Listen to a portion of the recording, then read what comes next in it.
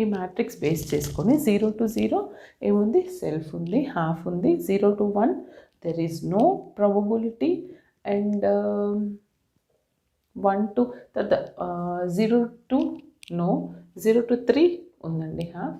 తర్వాత ఈ matrix base చేసుకొని నేను ట్రాన్సిషన్ డయాగ్రామ్ వేసిన తర్వాత ఏం కావాలి మనకి, రికరెంట్ అంటే ప్రతి స్టేట్కి రిటర్న్ వచ్చే probability it is less than 1. Okay, ఇప్పుడు చూడండి దీనికి కమ్యూనికేట్ అవుతుందా. ఫస్ట్ ఆఫ్ ఆల్ అపీరియాడిక్ అంటే నాకు ఏం కావాలి, the GCD the period it should be equal to 1 అవ్వాలి. The period of 1 state it should be 1 అవ్వాలి.